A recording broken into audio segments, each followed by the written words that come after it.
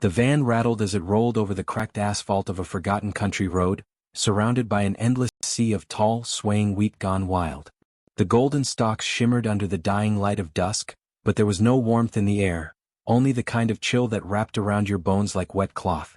"I still don't get why we didn't book a proper campground," Lena muttered from the back seat, arms crossed. "Because this one is free," Eric replied from the driver's seat, grinning. "And because apparently this place has a killer view of the moon. Zero light pollution, no neighbors, no rules. It'll be fun." Lena rolled her eyes but said nothing. The others, Jonas, Mira and Clara, were already half drunk on cheap wine and excitement. They had driven from Berlin that morning, crossing into a quiet stretch of the Czech countryside to find the infamous Červený Mezek farm, or what the locals grimly called the Red Moon Farm. Abandoned for decades, the farm had become a whisper in old European hiking forums, passed along with warnings about how it was once the site of unexplained disappearances. A cult, some said. A mass suicide, claimed others. But no one knew for sure. The sun dipped lower, casting long, bruised shadows over the fields. The van came to a stop in front of a rusted metal gate that hung lopsided from its hinges. Beyond it stood a crumbling farmhouse with boarded-up windows, its roof partially caved in. A barn loomed to the right, its doors slightly ajar like a mouth waiting to speak. "This is perfect," Eric said, hopping out. Clara stepped out next, frowning at the structure. "It looks haunted." "That's the idea," Jonas laughed, tossing his backpack over his shoulder. As they crossed the threshold into the farm, the last light of day slipped below the horizon. An unnatural silence fell over the place. No birds. No insects. Not even the wind dared to move. They pitched their tents near the barn, built a small fire and cracked open more drinks. Laughter soon replaced their unease, and the moon began to rise, full and heavy. And then, it began. The sky darkened unnaturally, clouds parting as if something behind them was pushing through. The moon turned red. Not orange, not dusty, red like fresh blood still warm. A low hum vibrated through the ground. Mira, holding her cup midair, frowned. "Do you guys hear that?" They all fell silent. A faint clicking sound echoed from the direction of the barn. Then another, closer this time. A wet, slithering noise like something dragging across the dirt. "Is someone out there?" Eric called. A shape moved at the edge of the firelight. Tall. Wrong. Its limbs too long, its neck bent at an angle that suggested it had once been human but had forgotten how to be. Its skin was pale and pulsing, slick like it had just been born. But worst of all, where its eyes should have been there was nothing. Just smooth, fleshy hollows. Jonas gasped too loudly. The thing turned sharply at the sound. Moved. Fast. The group scattered. Eric grabbed Lena, pulling her behind a collapsed tractor. Mira tripped and fell into the dirt, heart pounding so loud it felt like thunder in her skull. The creature paused, tilted its head, listening. Then, another one. And another. Crawling out from the barn, the house, the fields. Blind. Hungry. Drawn to sound. They had come with the red moon. And now the only rule was silence. Mira clamped a hand over her mouth, biting her tongue to stop the scream that clawed at her throat. The eyeless creature stood only feet away now, its slick skin glistening like it had been doused in oil, nostrils flaring as it sniffed the air. It turned its head sharply to the left, as if hearing something, and then snapped toward the direction of the fire where Jonas had been only seconds ago.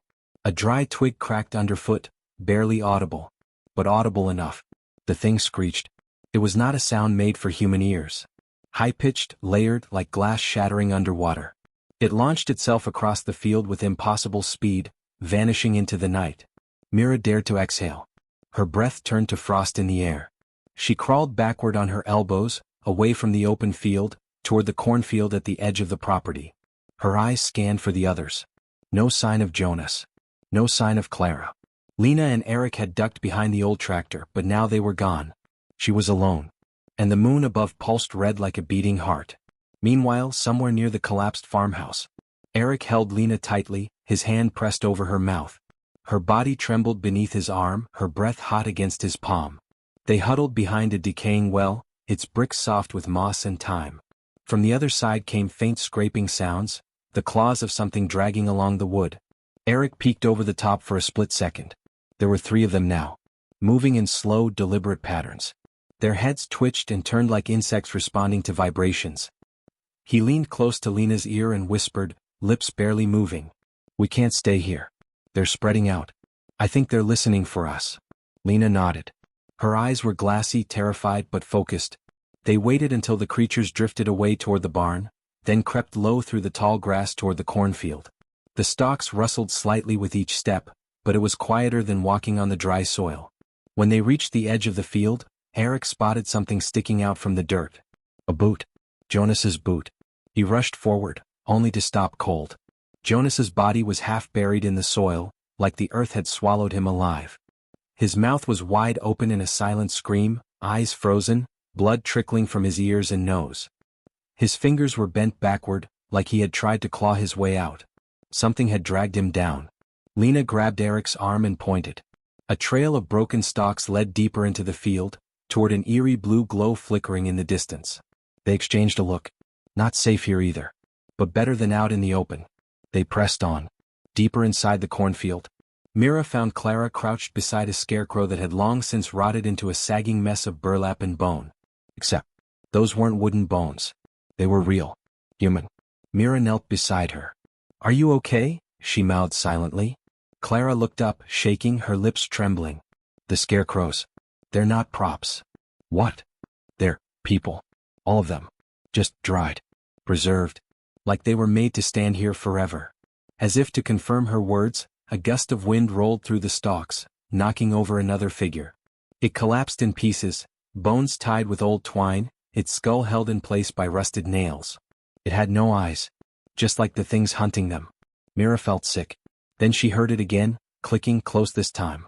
She shoved Clara down just as one of the creatures lurched into view, its head twitching violently as it sniffed the air. It walked past inches away. Behind it, something else appeared. Not a creature this time. A woman.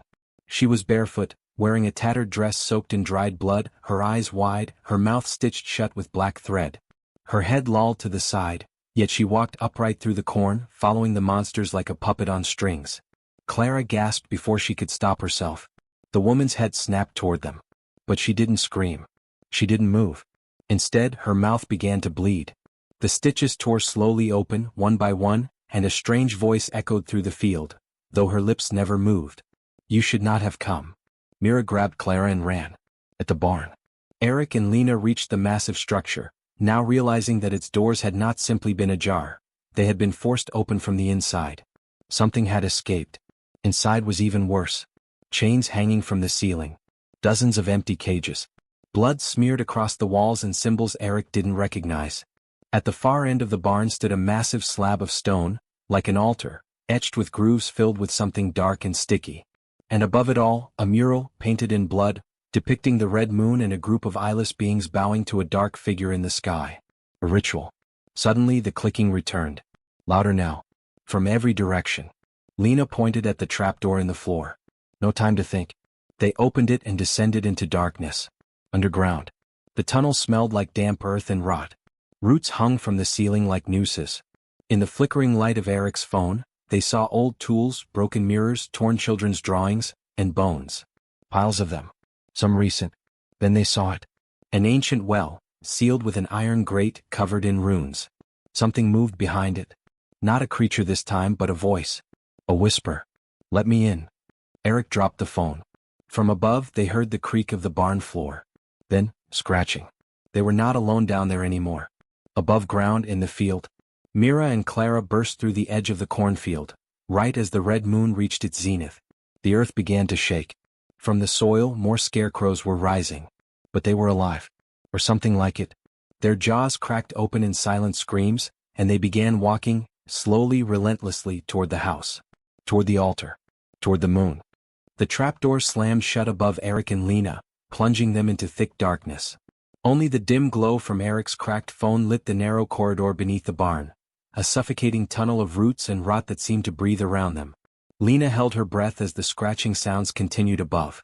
Footsteps, no, crawling. Whatever it was, it had noticed the open trapdoor. And now it was trying to follow.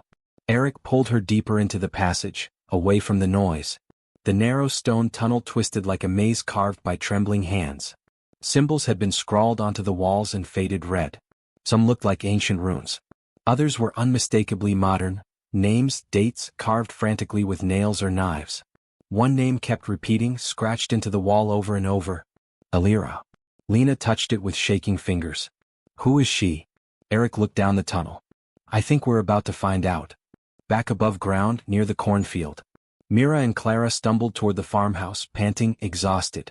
The earth had begun to pulse, as if the ground itself were alive, reacting to the blood moon.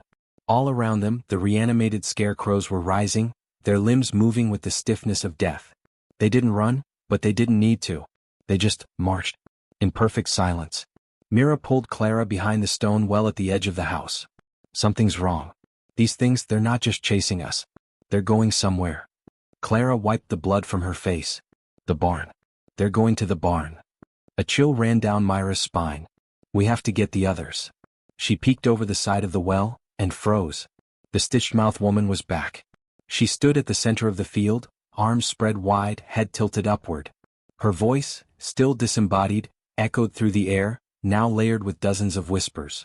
When the 13th rises, the gate shall open. Blood shall return to the soil. And the girl shall awaken. Mira grabbed Clara's arm. We have to go. Now. Underground, below the altar. Eric and Lena reached the end of the tunnel. There, in a vast underground chamber lined with bones and rusted cages, stood the well from earlier, the one sealed with iron bars and covered in runes. But now the seal was glowing. Red light pulsed from the cracks in the stone, and from within came a low, inhuman hum. The sound was alive, like a choir of things without mouths chanting from deep underwater. Lena whispered, "This place, it's not just cursed. It's protected." Eric noticed something at the base of the well, old photographs long decayed by time. Children in uniforms. A man in robes holding a strange book. One photo showed a young girl with dark eyes and pale skin, surrounded by others, but she stood apart. Everyone else was smiling. She wasn't. On the back of the photo was a date, August 13th, 1903, and a name, Elira Mork. Suddenly Lena gasped. Her foot had touched something soft, flesh. A body. Recent. Eric pointed his phone's light. It was a priest or what was left of him. His robes torn, face mutilated beyond recognition, but clutching something close to his chest.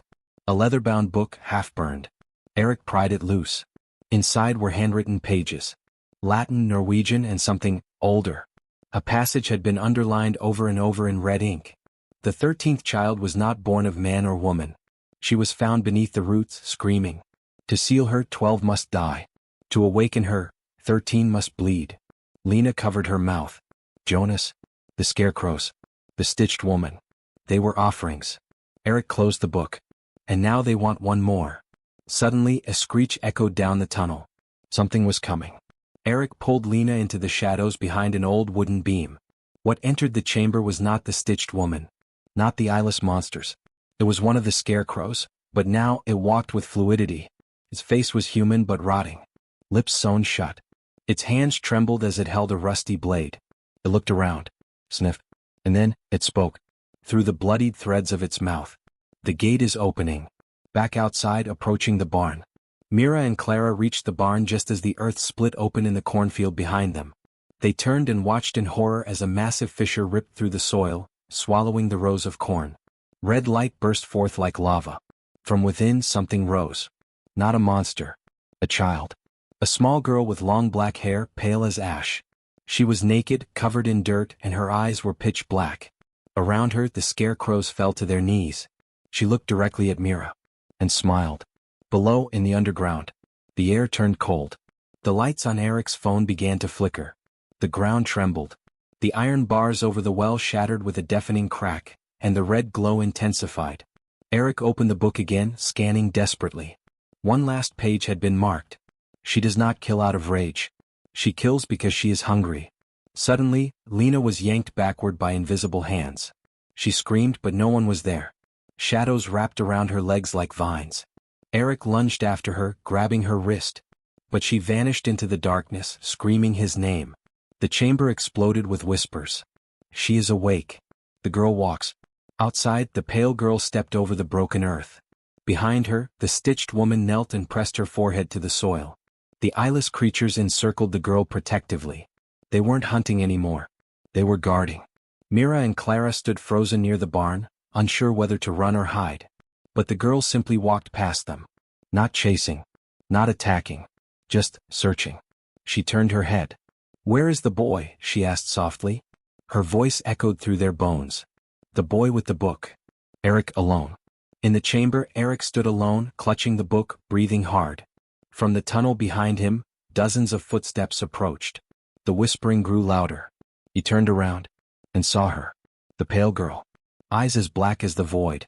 A grin stretched across her face. She raised her hand. And Eric began to bleed from his eyes, ears and nose. He fell to his knees, clutching the book. I read about you, he whispered.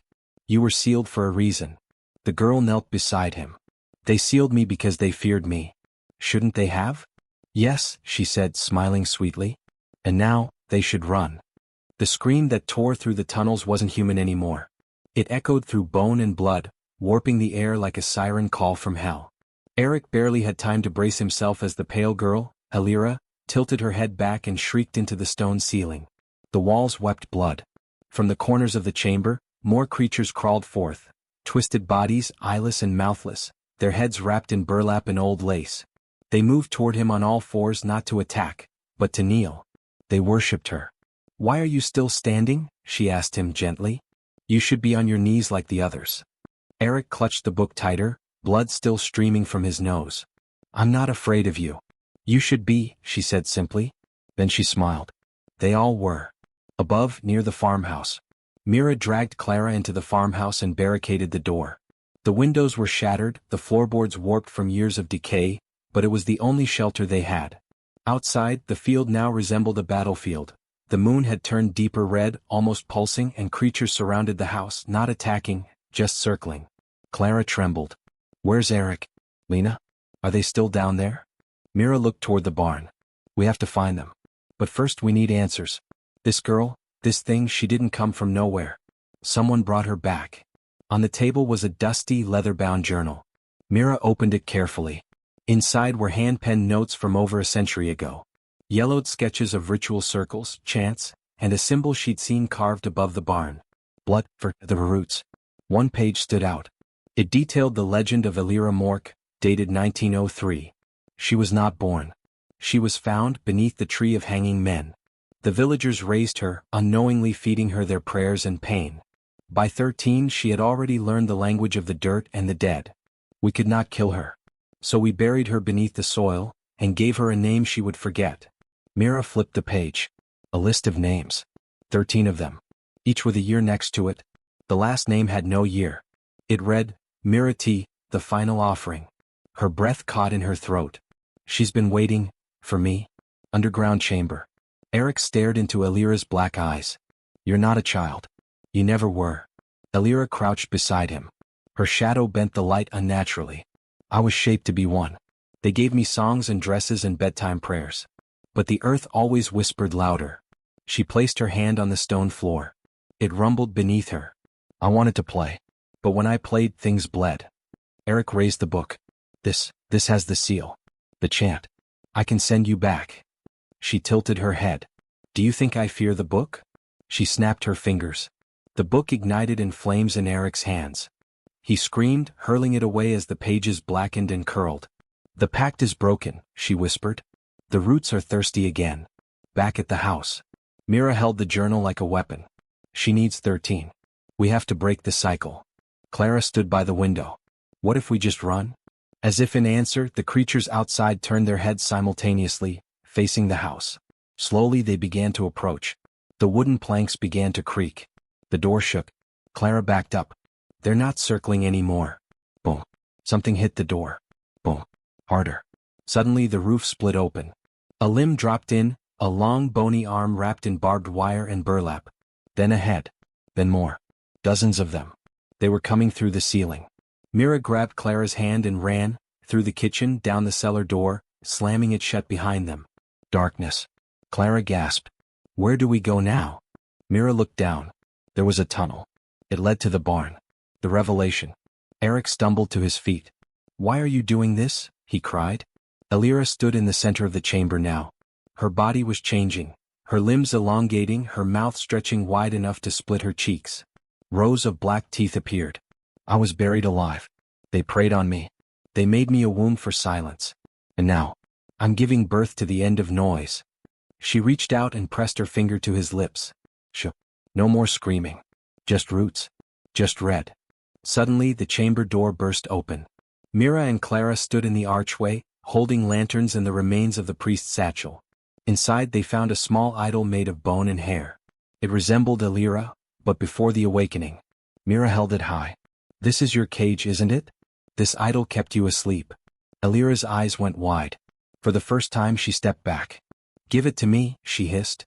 Mira gripped it tighter. "I'll smash it." "If you do," Elira whispered, "I will forget who I am. And when I forget, I won't stop." Eric looked at Mira. "Do it." Elira shrieked.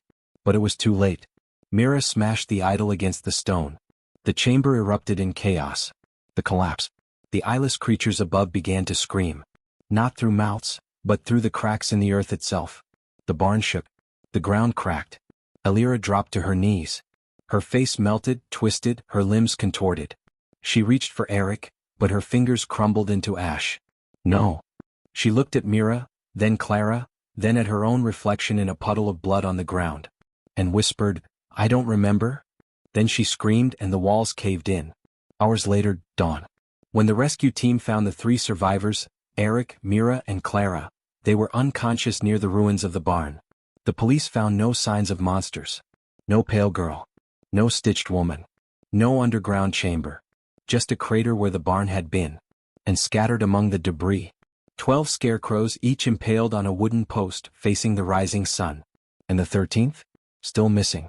Rain tapped relentlessly against the hospital window. Eric sat in a stiff plastic chair, staring at nothing. His hands were still bruised, the burns from the book having faded into red scars that throbbed every time the wind shifted. Mira was asleep in the next room, sedated. Clara hadn't spoken a single word since they were found. The doctors said it was trauma. The police called it mass hysteria. But Eric knew better. He could still hear the whispers. Under the roots, under the skin, the red moon comes again. Every time he closed his eyes he saw her face, Elira, half child, half demon, mouthing something silently from behind the veil of memory. She was gone, wasn't she? So why did the mirror in his hospital room sometimes show her standing behind him, head tilted, mouth sewn shut? Clara's room, midnight. Clara lay stiffly in bed, eyes wide open, unmoving. The nurses thought she was catatonic. They were wrong. Inside she was screaming. Because she wasn't alone in her mind. There was something else now. A humming. A wet whispering in the corner of her consciousness. "You look too long. Now I see through you." Her fingers began to twitch on their own. She sat up slowly. Walked barefoot to the mirror in the corner. In it, her reflection smiled. But she did not. 2 weeks later, Myra's apartment. Mira had been released. She moved back into her small apartment in the old city district. Red brick, gas lamps, ivy crawling over the windows. It was supposed to be peaceful. But since she returned, the plants wouldn't stop dying. Even the ivy turned black. And in the silence of the night, she sometimes heard tapping on her window. From the inside. She kept the journal from the farmhouse hidden under her mattress. She hadn't dared open it again. Until tonight. Her hands moved almost on their own, fingers thumbing through the pages until they found a section she hadn't noticed before. Scribbled in frantic handwriting, dated October 6, 1903. "The 13th vessel shall not perish. She will forget, yes. But forgetfulness is only soil for new roots. When she remembers, the bloom begins again." The page trembled in her hands. Suddenly, every mirror in her apartment shattered. Eric's apartment, 3:13 a.m. He woke gasping. His bed soaked in sweat. The radio, which hadn't worked in years, crackled to life beside him. 13 steps, 13 breaths, 13 names. He unplugged it, but it stayed on. Mira, Claire, Eric. He smashed it. But in the silence that followed, he heard something scratching in the walls. Like nails. Or roots. Elsewhere, a forgotten cellar beneath the city. In a part of the city long sealed off, beneath a burned-out church, a man in tattered robes poured red wax onto the floor. Around him, candles sputtered and twisted unnaturally. He was one of the last. A keeper of the old rites. The order of the rootless eye. They had failed to contain her once before. Now, signs of the awakening returned. Animals stillborn eyeless. Blood in the fountains. The moon weeping red. A girl who should have stayed buried. He whispered a name not spoken in over a century. Elira. The candles went out. 3 days later, Myra's nightmare. Mira dreamt she was back at the farm. The fields were endless and the sky above pulsed with a sick red light. Children danced around her in circles, faceless, singing a lullaby she didn't understand. In the center stood a tree made of hair and bone. Hanging from its branches were people she once knew, the farmer, the priest, even her mother, though her mother had been dead 10 years. And beneath the tree, Elira stood, eyes closed, mouthing a lullaby Mira could almost remember. You promised me a name. Now give it back. Mira woke up screaming, clutching her chest. There, carved into her skin, were 5 letters. Elira. Final scene, the church bell tolls. A fog rolled over the city that night, thick and red-tinged, swallowing streets whole. The old bell tower near the abandoned cathedral began to toll, though no one had touched it in decades. People across the district reported strange sounds. Children crying in the basements, blood dripping from showerheads. Mouths appearing in their walls, whispering names. In the hospital, Clara sat up in bed. She turned to the nurse on duty and said her first words in 2 weeks. She remembers now. And she's hungry. Outside, the full moon turned crimson again. The return. The blood moon rose once more. It was the third and final time. The city trembled under the weight of something ancient awakening. Fog crept through alleys and open windows, and people whispered of dreams that were not their own. Mira, Eric, and Clara met again for the first time since that night, called by dreams, by scars that still burned, and by the same whisper that threaded through their minds. Come back. Come back. Finish what was started. Though everything in them screamed to forget, to run, they knew there would be no peace unless they returned to the farm. The land that remembered. The farm, ash and roots. They arrived at dusk. The farm was not as they left it. The ground was cracked and blackened. The farmhouse was gone, consumed by rot. In its place stood a tree, twisted and huge. Its bark was human skin and its roots pulsed like veins. Hanging from its branches were mirrors, hundreds of them, each one reflecting a different nightmare. And at the base of the tree, Elira. Not a ghost. Not a child. Something else. Her eyes were still missing, but she saw them all the same. Her mouth had no lips, yet she spoke within them. You left me. You promised you'd never leave me in the dark. Clara stepped forward, shaking. We didn't know. We forgot. No one forgets a promise. Only the dead do. Mira dropped to her knees. She finally remembered the truth. They had been here before. As children. The 3 of them had wandered into the farm one summer night, decades ago. They had met a lonely girl, pale and strange, who wanted only to play. She told them her name, Elira, and made them swear they'd return the next full moon to play again. But they never came back. The townspeople set fire to the farmhouse days later. An accident, they said. A tragedy. But now Mira remembered. Elira was trapped in the cellar when it burned. Screaming. Alone. The choice. Eric pulled the old journal from his backpack, its pages now fused together by blood and heat. But one sentence shone through clearly on the last page. To bury the past is not to forget it. You must choose to forgive, or to be consumed. They had come to destroy her. But how do you destroy something you helped create? Mira stepped forward, tears streaming. I'm sorry. We were children. We didn't understand. But we came back. We remember. We never meant to leave you. The red moon pulsed. Elira's face changed. The rage began to dissolve into something softer, something human. Her mouth opened. Then keep your promise. She reached out her hand. Mira took it. And the moment their fingers touched, the world shattered into light. The morning after. The sun rose over the ruins of the farm. But the tree was gone. No mirrors. No blood. Just a ring of ash and silence. Mira, Eric, and Clara stood together, unharmed, though the scars on their bodies would never fade. They had given her peace. And in doing so they had freed themselves. Epilogue, 10 years later. Mira became a counselor, working with trauma victims. Eric opened a shelter for children who had no one else. Clara moved to a quiet village in the Alps and never spoke of the night again. But she planted a tree in her backyard, one that only bloomed under the full moon. They kept their promise. And sometimes in their dreams they heard a soft giggle. Not cruel, not haunted. Just a little girl playing hide-and-seek in the tall grass. This is a work of fiction. There is no abandoned farm in the woods near the old city. There is no girl named Elira. There is no red moon that whispers from mirrors.